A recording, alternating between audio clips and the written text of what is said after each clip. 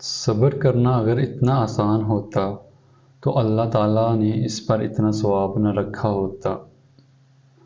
ہر شخص عقل رکھتا ہے لیکن ہر شخص عقل سے کام لینا نہیں چاہتا۔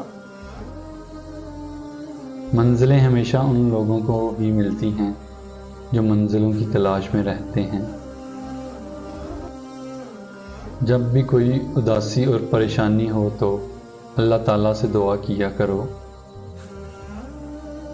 رشتوں کو مضبوط بنانا چاہتے ہو تو جب تم سے غلطی ہو تو اپنی غلطی تسلیم کر لیا کرو، اور جب تم صحیح ہو تو خاموش رہو۔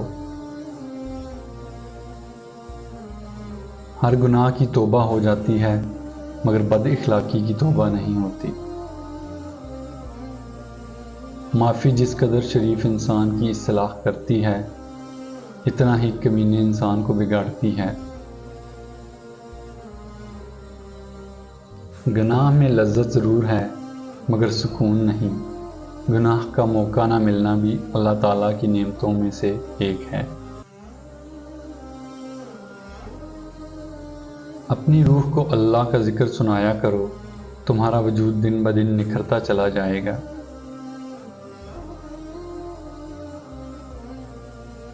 کبھی غم نہ کرنا کہ دنیا آپ کے ساتھ نہیں، بلکہ خوش رہنا کہ دنیا کا مالک آپ کے ساتھ ہے۔ معافی وہ دے سکتا ہے جو اندر سے مضبوط ہو۔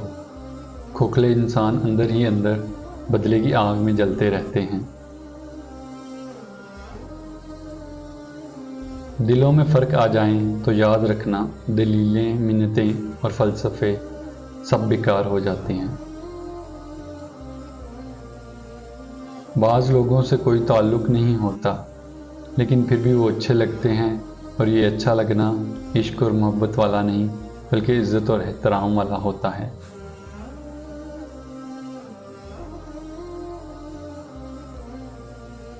جس شخص کے گھر کے دروازے مہمانوں کے لیے ہمیشہ کھلے ہوں وہ شخص خوش قسمت انسان ہے۔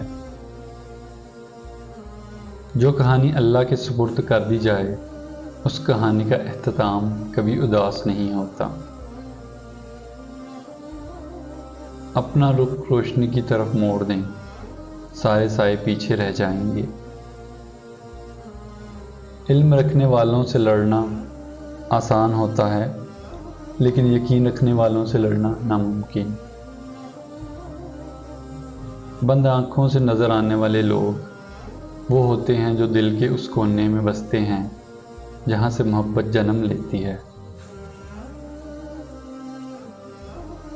یہ دو نشانیاں کافی ہیں کہ کوئی تمہیں واقعی پسند کرتا ہے،